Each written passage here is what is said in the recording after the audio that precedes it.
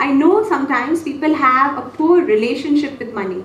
And if beliefs are unfounded and if the relationships with money are soured, then it creates a problem in manifestation. And this has nothing to do with self-esteem. So oftentimes people might think money is the root of all evil. And I have a really senior professional who is a celebrity who has this unfounded belief. He would say, I can't charge so much because my dad never charged so much. But the times in which his dad lived was a point in time where travel fare was 1 rupee. So that belief does not allow him to earn, even though he is very, very successful. So if at all we have these negative notions with respect to earning money, and once we segregate that belief with the knowledge and with the right understanding that abundance is a gift of a stage of consciousness. The higher you go, more can flow through you. Because your stage of consciousness in science, now you understand, is electromagnetic field. Electromagnetic fields can hold information. Just as our data phones, the higher the speed we go, we can download more information, right? 3G, 4G, 5G. So the higher you go, more can flow through you. And it is a gift accessible to all. So let's raise our stage of consciousness and delete this one belief that money is not for me. So if at all when money comes and you feel like, oh, it's great, and you get so excited that it's come, you're not recognizing that it is yours. There's no separation that one has to create to be fascinated by what's come. You know, are you with me? Like when you go to a temple and you get prasad, you eat it with reverence. But you don't get so fascinated that you've got it that it'll get lost, right? That's exactly the kind of reverence we have to create for money. Because it is your blessing. If at all we have these notions that, whenever you spend and you think, oh, it's a cost, you have to replace that thought that it's an investment. If there are concepts that you go out with certain people and you're thinking that I'm always paying, that has to be changed, that I'm investing on myself and it's my choice. Or you choose to go or not go. But not having to think that I'm the one who's paying, money is going through me. Those beliefs have to be corrected when you're trying to work and create abundance in your life. Alright? So now, in order to create money, first I'm going to tell you what is the basic process that people use in terms of strategizing and transforming anything in life, and what is a different process we are going to use. So when you try to transform in any area, people would start at day 0 with some state of confusion with whatever understanding you have. Now this applies in any area. Could be health, wealth, diet, lifestyle, sleep patterns, studies, anything. On day 0, you're at the state of confusion. For 10 days, it takes you to develop an interest in something. Like for example, the amount of interest you have today vis-a-vis yesterday is slightly higher. Okay? So it takes about 10 days to develop proper interest in any field. It takes about 21 days to form a habit. It takes 66 days, this is made famous by Robin Sharma, but the study came from a University of London. It takes 66 days to form a ritual. Because at that stage, this habit is getting absorbed and integrated in your subconscious. And then it reaches a state that's called automaticity. Where, like how when you're driving, when you're cooking, you don't have to think because your neural networks have got adapted to whatever you're trying to do. Whether it's playing tennis, whether it's building a habit, anything that it is. Now this is a basic aspect of transformation. If I was to give you this model to make more money, you will take 66 days. None of us have so much time. I would rather have you get results instantly because I told you you are energy and money is energy, so there has to be some secret pathway to connect to this energy. What is that underpass? What is that slip road? I want to show you that right now. And therefore, I'm jumping over to the divine matrix. I'm not even telling you what happens on that long route because we're not taking it. We're taking the shortcut, which is the real path. Because of divine amnesia, we started taking the long route, right? Not required anymore. Now the divine matrix you already know exists. I just have to help you tap it. Now there are 2 specific things you have to do while tapping this divine matrix to be able to create anything you want. Yesterday we accessed this for healing. Today we are going to access this for creation. So therefore, if there are 2 steps that you had to do, first and foremost, when you saw the diagram of consciousness, okay? You saw consciousness and you saw there was a special Shakti, a special energy, a special power given to the consciousness, which is called the mind and the intellect. The specific power of mind is sankalp or projection. Just how you're seeing through your eyes, you're projecting through your mind. If now I tell you, imagine Russia, even if you've never been before, you visualize something in your mind. If I told you visualize China, some great wall, something came to your mind. If not the virus or their Chinese made in China goods, something came to your mind. So how did you do it so fast? You have the power of projection inside of you, which is an endowment. Now if you know how to use this power very, very intelligently, you can create through this power. Now, depending on how clear you are on that vision, that much intensity you're throwing onto that. So for example, if you keep thinking of China, for example, you will meet a friend who's from China. You know how you kind of create what you keep thinking of? You're thinking of a song repeatedly and then you hear it on the radio.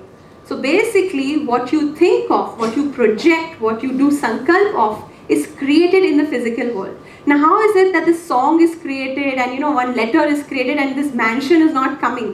What is the problem? The power with which we are projecting is very feeble. If I have to light up this mega vault of floodlight, I need more current. But if I have to simply light a torch, I just need a little voltage.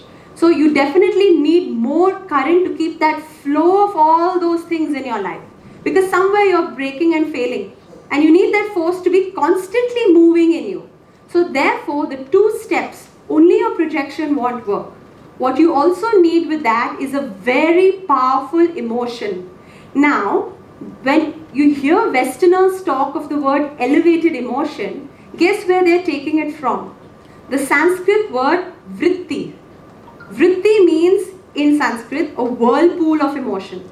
Yesterday, I told you that if you create a vortex inside of you, you create a field of energy. Remember, we experienced a vortex rising up our spine and our energy field gets strengthened. Similarly, when you're projecting out there, if you create a whirlpool of an emotion inside of you, and only specific emotions have a positive upward spiral, the rest of the emotions have a downward spiral. By now you know this. So I need you to marry that projection, that sankalp, with this vortex of an emotion of specific signatures to bring your vision into reality. Now this process can be applied literally like a 2 plus 2. But the magic is 2 plus 2 gives you 22 in this case. So that's how powerful this experience can be. So this is what we're going to practically apply during the manifestation ceremony. And I'm calling it manifestation ceremony because it's very sacred. Because the emotion as a vritti that we're going to use and leverage in that has to be as pure as possible. There cannot be an iota of doubt when you're setting that intent for yourself. Because I believe if you've taken time on Sunday to sit here, there must be something very important in your life which you want to create or at least bring into reality, or at least spark off and bring that first step into physical manifestation. And therefore you also taken time on a Saturday to fill your book with those pictures. So this is how we're going to project, use those pictures to project out there and use the vritti to give it power and bring it back into your life. Now if I have to explain this process, this is what it is. You're going to focus specifically on what you want. Yesterday, all of you happened to meet my client, Mr. Vishwajit Shinde, who's actually an archer. And I have some of the paper gunshots that he actually trained us on in terms of focus. When you're focusing and when a shooter has to focus on a target which is 10 to 100 meters away, they have to ensure that the amount of variation is less than 1 mm. And they have to hit 60 shots at a go. Now even their focus wavers. And when their focus wavers, you know what the instruction they are given to do is? Stop. Till you bring back your focus. Yesterday I talked about narrow focus. I told you that when you're sending an email, you're driving, your focus becomes very narrow. It creates stress in the body. So what did we have to do at that time? In physicality, we had to open the focus. That's exactly what a shooter also does. Because they're given only few seconds. They are told that if you don't shoot after sight alignment within 3 to 7 seconds, you have to stop. Because stress is built up in the body, you are bound to make a mistake. So those who make a mistake, they did a reconciliation are the ones who shot either after 7 seconds or rushed and shot before 3 seconds. And that's how we lose our focus also. We are trying to focus in a state of stress, right?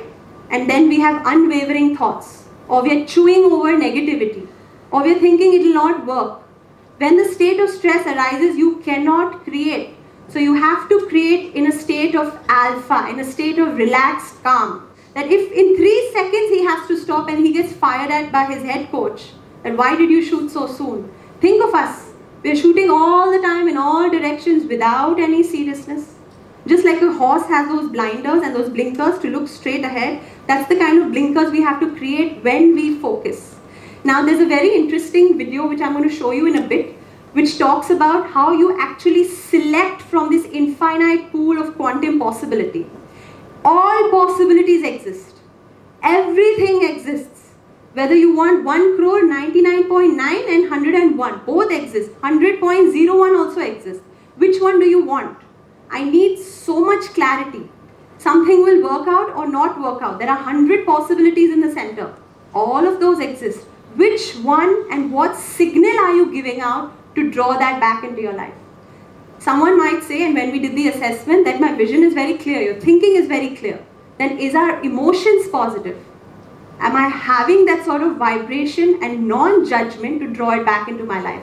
So now I come to emotion, the whirlpool and the vortex which you experienced yesterday, which you have activated again for yourself this morning. That vortex draws this back like a magnet. Now there are signatures, emotional signatures to specific emotions that can draw back. The highest state, the highest frequency before bliss and enlightenment is the emotional signature of gratitude. That is the highest. So if you want to draw something back, I want you to believe that what you have already envisioned has already happened. And therefore, during this manifestation ceremony, you're going to visualize that the intention that you set out is already being blessed and is complete. Now, as you embark on this journey, there is one very important step which I've already thrown hints at, is not to judge what you manifest. I want you not to judge the goal that you have.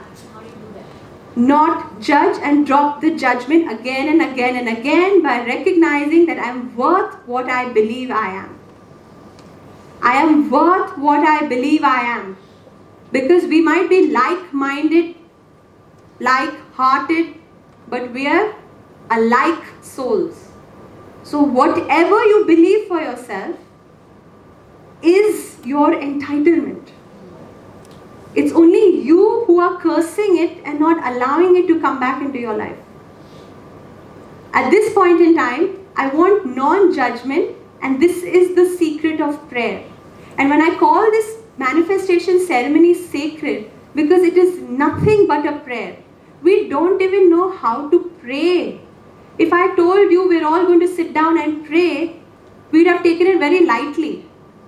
Maybe yes, we take time and we go out and we do our specific prayers, but we make the mistake of judging what we want, or either we are pleading God or we are begging for something.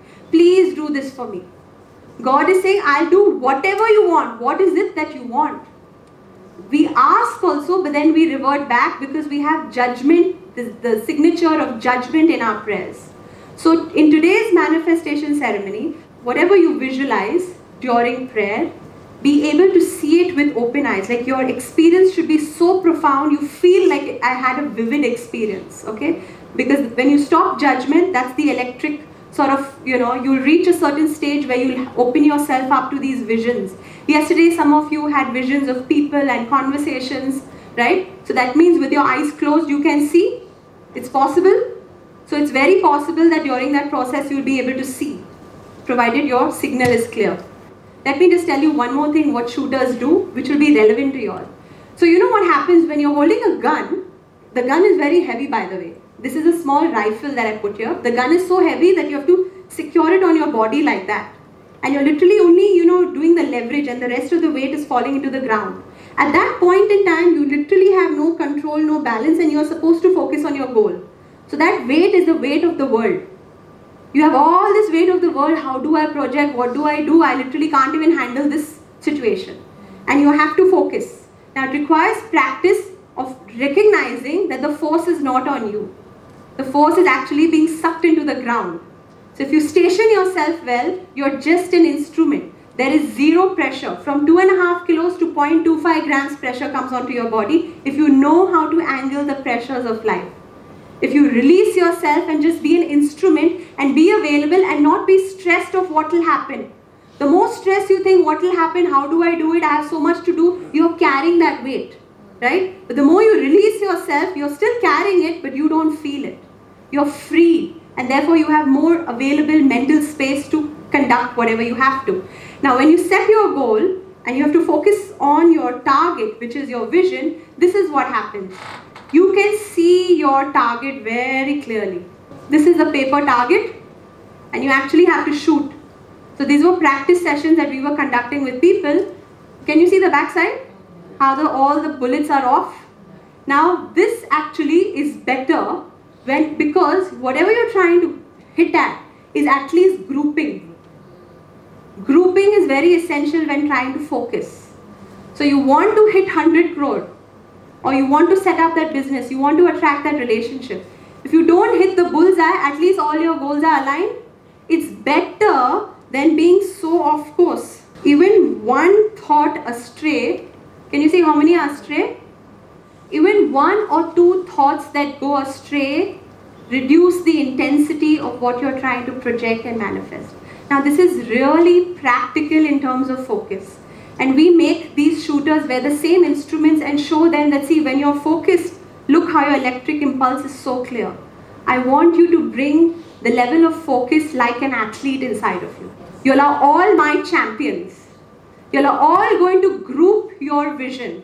You're all going to focus and hit at the same point like a woodpecker. And you'll dent it enough to topple it on the other side. So what happens is, now when you're focusing, you have the target and you have the gun in your hand. Now when you're shooting, you can either see the target or your gun, not both. There's a point in the middle where you can see both, but both are blurred. And that's this point. Can you see? If you only see your gun, your bullets are off. So I had asked this question to the shooter, and I asked him that, how is it that you shoot? He didn't give me a good answer. What is it they're actually shooting at? He said to me, even the shooter doesn't realize that he's only actually looking at the sight alignment. It's only after you release the gun, he's also surrendering that I wish it hits the target. So he can only master his gun. He'll look at the goal, ultimately he'll practice his shot with the gun in his hand, and he releases it to the universe. It's not in his hand. And we tested this again and again and again and again, and that's what the students confirmed. He said, beyond a point, it's not in our hand. This is all that we can see. And these are literally actual, managed pictures that we are trying to convey to you. That even after all that you try, you have to release and trust that it will come back. Now to bring it back, I want your emotions to be so strong. You have the quantum field. Out of the quantum field, specific focus, bring it back. Use your electronic magnetic signature and draw it back into your life. That's what you're going to practice during the manifestation ceremony, which is nothing but a sacred prayer.